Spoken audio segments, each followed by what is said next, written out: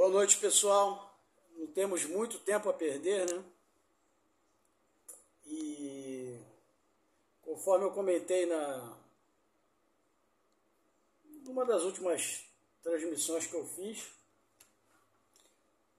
faltava apenas para concluir o conteúdo do vade-mecum, além do finalzinho da Lei Complementar 106, que já está quase no final, e a Resolução 23 do Conselho Nacional do Ministério Público. Então, selecionei ela aqui, porque inclusive foi uma amiga inscrita que me lembrou, que me perguntou, né, quando é que eu ia acabar, e quase que passou despercebido, de tanta coisa que a gente vai assumindo compromisso, e as coisas às vezes vão se acumulando. Mas graças a Deus essa menina me lembrou. Bom, eu ia acabar lembrando, né, na hora de editar o material. E ao terminar essa edição, amanhã eu começo o processo de edição. E ao longo da edição eu vou terminando a Lei Complementar 106. De modo que provavelmente quando eu terminar a lei, o vade-mecum com toda a parte de organização do Ministério Público, ele já vai estar editado, né, e pronto para ser distribuído, comercializado, né? E aí eu vou dar todas as instruções para quem tiver interesse e tal. Muita gente me perguntou, muita gente se interessou. Nós paramos a instrução não é grande, ela tem 10 páginas, nós paramos na metade, na parte que trata da instrução. Lembrando que essa resolução trata do inquérito civil. Como outra também do gabinete da Procuradoria-Geral de Justiça também trata do inquérito civil. Então, o Conselho Nacional do Ministério Público ele também tem uma resolução a respeito. E aí nós paramos no artigo 6º. A instrução do inquérito civil será presidida por membro do MP a quem for conferida essa atribuição, nos termos da lei. Quer dizer, ele vai delegar isso a alguém, né? O membro do MP poderá designar servidor do MP para secretariar o inquérito civil. Para o esclarecimento do fato objeto da investigação, deverão ser colhidas todas as provas permitidas pelo ordenamento jurídico. Obviamente, provas ilegais não são aceitas no nosso sistema, com a juntada das peças em ordem cronológica de apresentação devidamente numeradas em ordem crescente. Isso é a formação dos autos, né? Que aí depois você tem folhas tal, quando você precisa consultar um processo ou um inquérito. Um inquérito é um processo administrativo, né? Todas as diligências serão documentadas mediante termo ou auto circunstanciado. Isso é uma coisa que você vê muito quando você vê os autos de um processo, né? Eu vejo isso todo dia. Você vai ter uma porrada de coisa que é incidental, que não faz parte dos autos, mas é só uma assinatura, um recibo, um termo, né? Um acuso de recebimento, não é nada relevante para o objeto do processo. É isso que eu quero dizer. Isso é que torna, às vezes, consultar processo chato, porque tem esse calhamaço de documentos incidentais que precisam ser feitos, apostilamentos e outras coisas. No parágrafo 4 nós temos: as declarações e os depoimentos sob compromisso serão tomados por termo pelo membro do MP. Por termo é assinado, né? Assinado pelos presentes, ou melhor, por termo é escrito. Assinado pelos presentes ou, em caso de recusa, na aposição da assinatura por 2 testemunhas. Porque se a pessoa se recusar a assinar, alguém vai testemunhar e vai assinar dizendo que aquela pessoa não assinou, ou seja, dando legitimidade ao documento, né? De certa forma, homologando o documento. Qualquer pessoa poderá, durante a tramitação do inquérito civil, apresentar ao MP documentos ou subsídios para melhor apuração dos fatos. Ou seja, ao longo do processo ele pode se acrescentar novas informações relevantes ao inquérito. Os órgãos da Procuradoria-Geral, em suas respectivas atribuições, prestarão apoio administrativo e operacional para a realização dos atos de inquérito civil. O Ministério Público poderá deprecar diretamente a qualquer órgão de execução a realização de diligências necessárias para a investigação. Deprecar é emitir uma carta precatória. Carta precatória é o seguinte, é quando você sai, geralmente de um estado ou de uma comarca, e aquele membro não tem jurisdição naquele local onde ele precisa fazer a diligência. Então ele tem que deprecar, fazer uma carta precatória para a autoridade daquele local, para que aí sim essa autoridade promova as diligências. Então está acontecendo um inquérito civil em Petrópolis e o membro do MP precisa de informações na capital, no Rio de Janeiro. Então ele vai deprecar, ele vai enviar para o membro competente daquela comarca uma carta precatória, ou seja, pedindo, solicito a Vossa Excelência, parará, as diligências a serem cumpridas de acordo com os termos, aquela coisa toda, né? No 8º parágrafo, as notificações, requisições, intimações ou outras correspondências expedidas por órgãos do MP da União ou pelos órgãos do MP dos Estados, destinadas a instruir inquérito civil ou procedimento preparatório, observarão o disposto no artigo 8º, parágrafo 4º da Lei Complementar 75, que é a Lei Complementar, Lei Orgânica do MPU. No artigo 26, parágrafo 1º da Lei 8625, e essa resolução a gente já tinha comentado isso. Ela faz menções à Lei Complementar 75 e à Lei 8625, mostrando que ambas têm conteúdos, nesse caso específico, do mesmo teor, e não só nesse, em muitos outros casos. Por isso que depois que você vai estudando uma resolução, a outra fica muito mais fácil, uma lei ou resolução, porque elas se repetem muito. No que couber, no disposto na legislação estadual, no caso da Lei 8625, devendo serem encaminhadas no prazo de 10 dias pelo respectivo Procurador-Geral, não cabendo a este a valoração do contido no expediente. Ele não tem que entrar no mérito daquilo que está sendo encaminhado a ele num prazo de 10 dias.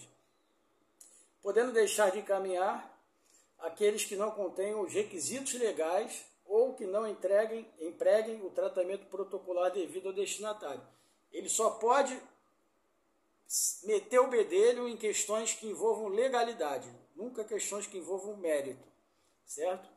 Mais ou menos como é a relação do judiciário com os outros poderes. Por exemplo, na administração pública, o judiciário, se provocado, pode anular um ato administrativo, mas jamais ele pode revogar. Ele não pode entrar no mérito do ato por oportunidade e conveniência, né? E dizer, não, isso não é conveniente, e eu indefiro. Não, ele não pode se meter, o juiz. No caso aqui, o membro do MP, o Procurador-Geral, não vai poder também, da mesma forma que o juiz não pode se imiscuir na seara administrativa, em questões de mérito, da mesma forma o PGJ também não vai poder se meter em questões de mérito de inquéritos civis que a eles sejam remetidos dentro do prazo de 10 dias. Podendo deixar de encaminhar aqueles que não contenham os requisitos legais, é o que eu falei, né? Se houver problema de legalidade, aí ele pode atuar deixando de tomar alguma providência ou talvez até solicitando, né, maiores explicações a quem de direito, a quem está envolvido naquele inquérito. Aplica-se o disposto no parágrafo anterior em relação aos atos dirigidos aos conselheiros do Conselho Nacional de Justiça e do Conselho Nacional do Ministério Público.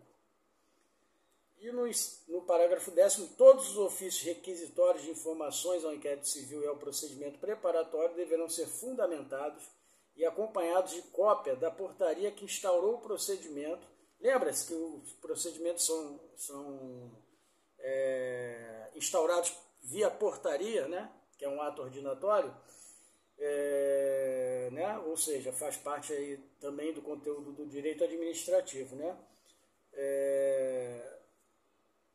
Ao procedimento preparatório deverão ser fundamentados e acompanhados de cópia da portaria que instaurou o procedimento ou da indicação precisa do endereço eletrônico oficial em que tal peça esteja disponibilizada.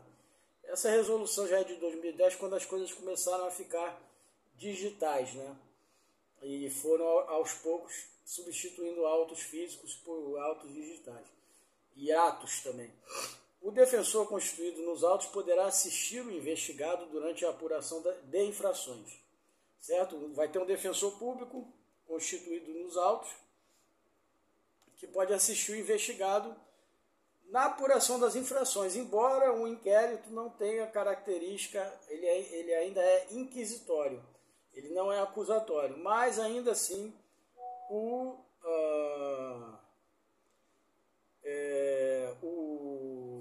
Deixa eu só responder um negócio rápido aqui, cara. Que saco. As pessoas sempre ligam. Vou só botar assim, estou gravando e já falo com você.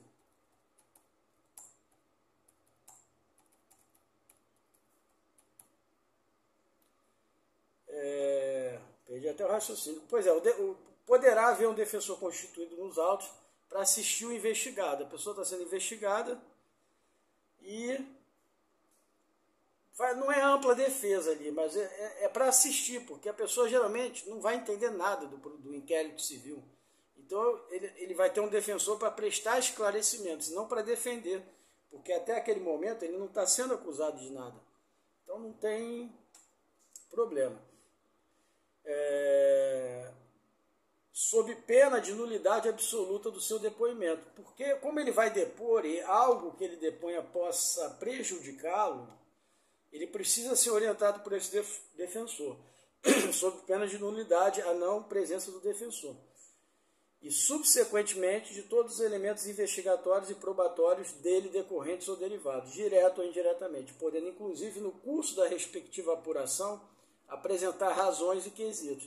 É justamente, embora ainda não haja um processo instaurado, um processo civil instaurado, é uma espécie de pré-defesa, de esclarecimento, para o cara também não ficar ali, porque ele pode, algum membro do MP, desculpe a sinceridade, pode usar de má fé e induzir o cara a dizer ou fazer coisas que no futuro possam incriminá-lo, né?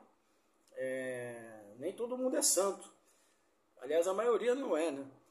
E, subsequentemente, todos os elementos investigatórios e probatórios dele decorrentes ou derivados, direto ou indiretamente, podendo, inclusive, no curso da respectiva apuração, apresentar razões. Razões é uma espécie de defesa, tá? No processo penal, você apresenta as razões já no fim do processo. É a última coisa que você apresenta ao juiz, antes dele tomar a decisão, proferir a sentença, né? E geralmente o órgão contrário, que é o Ministério Público, apresenta contra-razões para combater as suas razões. É uma disputa, né? Bilateral. Artigo 7. Aplica-se ao inquérito civil o princípio da publicidade dos atos, com exceção dos casos em que haja sigilo legal ou em que a publicidade possa acarretar prejuízo às investigações, casos em que a decretação do sigilo legal deverá ser motivada. Motivação e a publicidade é a regra. A gente já repetiu isso ao longo dessas transmissões, eu nem sei mais quantas vezes. Provavelmente dezenas.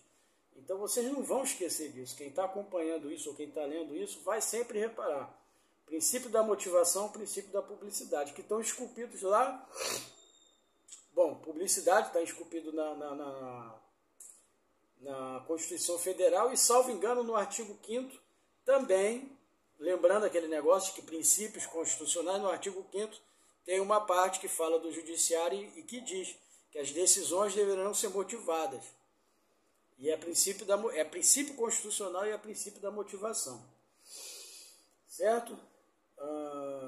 A publicidade consistirá na divulgação oficial com o exclusivo fim de conhecimento público mediante publicação de extratos na imprensa oficial. 2. Na divulgação em meios cibernéticos ou eletrônicos, dela devendo constar as portarias de instauração e extratos, tudo parte burocrática, tá? Dos atos de conclusão, na expedição de certidão e na extração de cópias sobre os fatos investigados, mediante requerimento fundamentado, mais uma vez, motivação, fundamentação, e por deferimento do presidente do inquérito civil, o membro do MP que está presidindo. Na prestação de informações ao público em geral, a critério do presidente do inquérito civil, as despesas decorrentes da extração de cópias correrão por conta de quem as requereu. Então, se tem algum interessado, por conta da publicidade, ele tem direito a acessar os autos. Mas ele vai ter que custear as cópias, que não vai ser... Às vezes vai, porque esses inquéritos podem ter 300, 400 páginas, vai sair bem caro. Não vai sair barato, não. A restrição à publicidade deverá ser decretada em decisão motivada, mais uma vez, para fins do interesse público. Lembre-se, princípio também da indisponibilidade do interesse público, lá do direito administrativo, e poderá ser, conforme o caso, limitada a determinadas pessoas, provas, informações, dados, períodos ou fases, cessando essa publicidade quando extinta a causa que a motivou. Aliás, a restrição, não a publicidade, né? Parágrafo 5º. Os documentos resguardados por sigilo legal deverão ser autuados em apenso. O defensor poderá, mesmo sem procuração, examinar autos de investigações findas ou em andamento, ainda que conclusos a autoridade, podendo copiar peças e tomar apontamentos em meio físico ou digital. Nos autos sujeitos a sigilo, deve o advogado apresentar procuração para o exercício dos direitos de que trata o parágrafo 6º. 8º. O presidente do inquérito civil poderá delimitar de modo fundamentado o acesso do defensor, daquele defensor que a gente falou, à identificação dos representantes e aos elementos de prova relacionados a diligências em andamento e ainda não documentados nos autos. Uma vez documentados os autos, esse defensor tem todo o direito ao acesso para poder auxiliar, assessorar a pessoa que está sendo investigada. Quando houver risco de comprometimento da eficiência, da eficácia ou da finalidade das diligências. Certo? Eu vou parar aqui no artigo, está quase acabando, tá? Vai faltar só um pedacinho, mas eu vou encerrar o vídeo para ele não ficar muito longo e eu concluo ele daqui a pouquinho. E aí vai ser parte 2, depois a parte 3 e acabaram-se as resoluções. Fica faltando metade da lei complementar, ou menos do que isso. E a gente se vê logo daqui a pouco. Um grande abraço.